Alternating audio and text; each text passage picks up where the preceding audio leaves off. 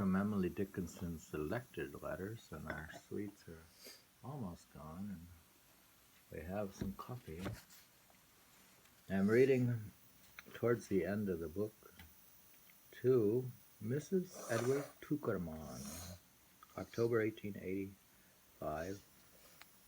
Dear friend, I thought of you on your lonely journey through the hallowed. Heroine was gratified, though mute. I trust you return in safety, and with closer clutch for that which remains, for dying wets the grasp. October is a mighty month for it. In it little Gilbert died. Quote, "Open the door," was his last cry. "The boys are waiting for me." Quite used to his commandment, his little aunt obeyed, and still 2 years and many days he does not return. Where makes my lark his nest? But Corinthian's bugle obliterates the birds, so covering your loved heart to keep it from another shot. Read that again. Tenderly, Emily. Read that last one again. Excerpt for her sister living in Amherst, Mrs. Tuckerman. At this time had no surviving close relatives. The journey must have been to the funeral of a more distant relative or friend. For Gilbert's last words, see letter. Corinthian's bugle may allude to Corinthians 1:15-52. For the trumpet shall sound, and the dead shall be raised. Incorruptible, we shall all be changed.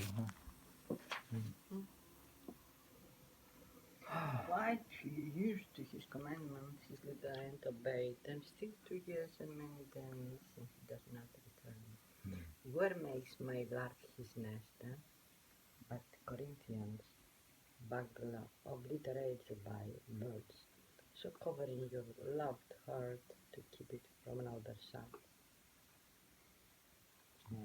So you protect your heart from loving again in a way, so it doesn't hurt again. Where makes my lark his nest?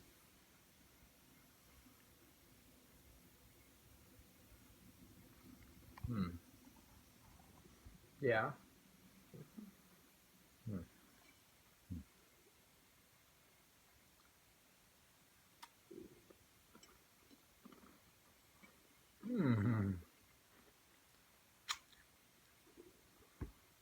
You want me to see it? Where's her crumbs? Remember when she said that God gave a loaf of bread to every bird, but only gave her a crumb? Why you want that one? Because I'm looking at crumbs right now. Can I read on, or are we just going to stare at these crumbs? Well, I'm going to eat the last crumb.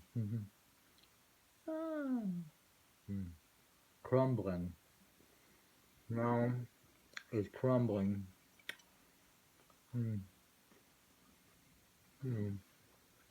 Crumbling. Crumbs. Crummy.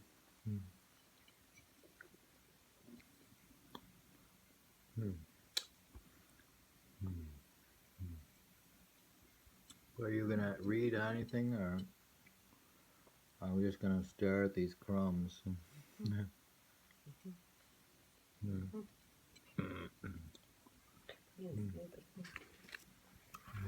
Wait, slow to clean the crumbs first. Putting the book on top. David, take the book off. It's okay. It's full of crumbs. Let it get on the book. It's not okay. Okay. 1 second. To Ned. Now Ned is the son of Austin. Dear Ned, November 1885.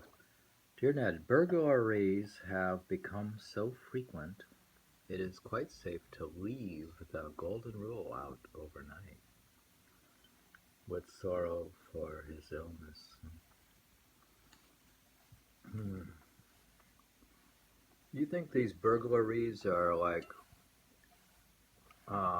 they're like deaths or something? No, they steal things. Really? Literally?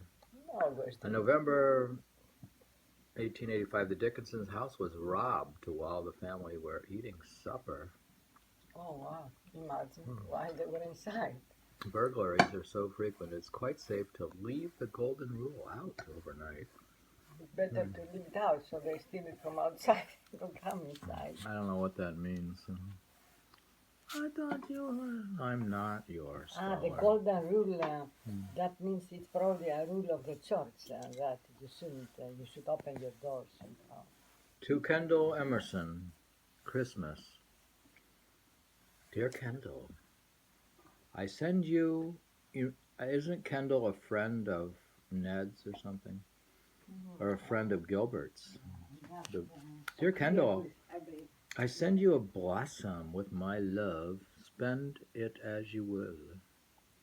The woods are too deep for your little feet to grope for evergreen. Your friend Emily. This is the third and the last of the Christmas note CD sent to Gilbert's friend. Hmm.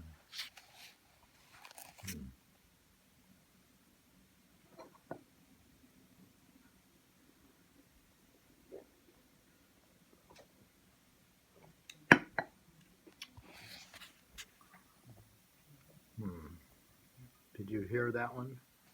Mm-hmm. Did you hear it all? Not really. I send you a blossom with my love.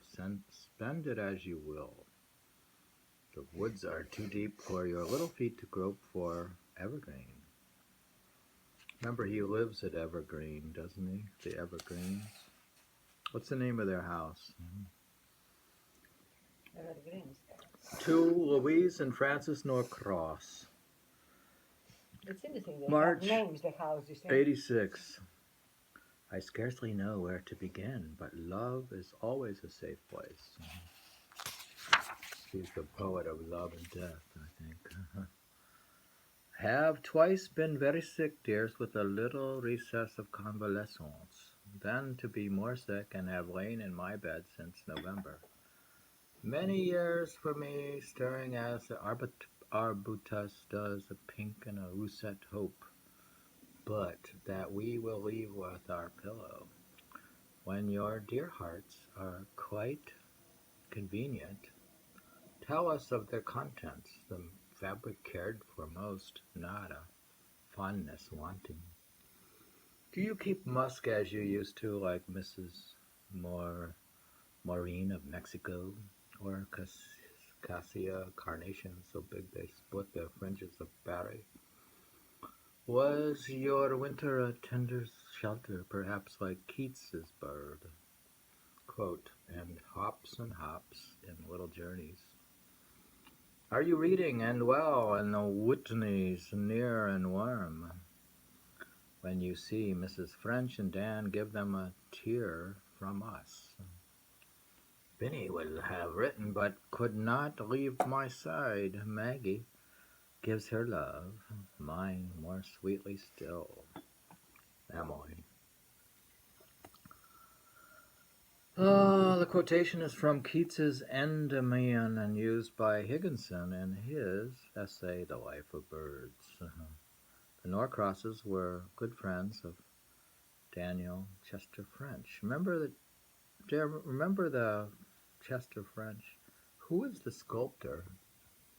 Remember the sculptor's house up in the Stockbridge, and we were going to go and check out the sculptor. And his mother, as they were of Maria Whitney, who lived with her brother in Cambridge. Now remember the Norcross cousins that lived in Cambridge. And, she quotes I'm not remembering all of that.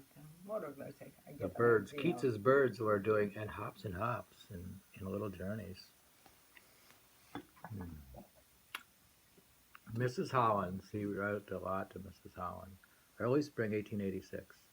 Concerning the little sister, not to assault, not to adjure, but to obtain those constancies which exalt friends, we followed her to St. Augustine, since which the trail was lost, or says George Stearns of his Alligator, quote, there was no such aspect.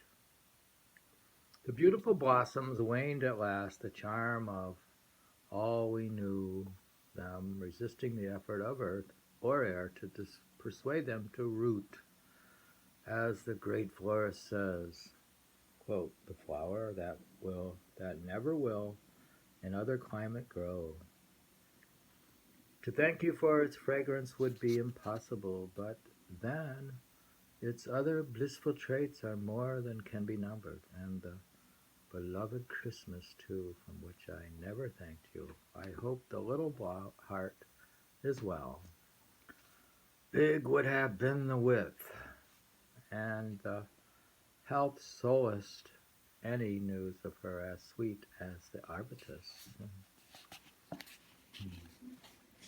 And Emily and Vinny give the love greater every hour. Mrs. Holland first went to Florida to escape attacks of rheumatism during the winter.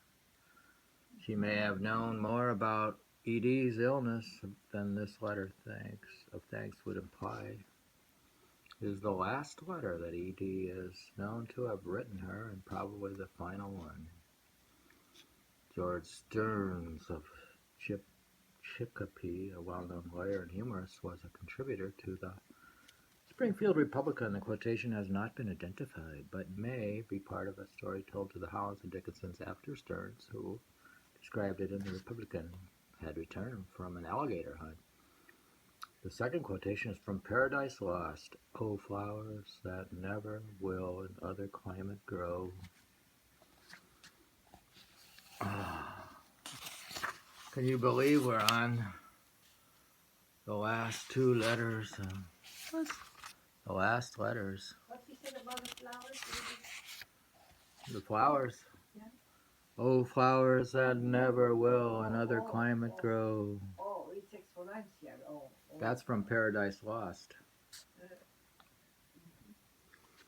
We are reading towards the very end of, we've reached the grand conclusion of, we're not actually done, we're almost at the end of Emily Dickinson's selected letters. All read out loud, which we've read the entire biography of Seawall and read all 1775 poems and out loud, and read the selected letters out loud. As your scholar, I'm signing off. And I have my selected listener here. Are you selected, dear? I'm a scholar. Oh. You're a scholar. Your scholar or my scholar? We can get to it. We have our scholar here. Okay, I may continue to read the last.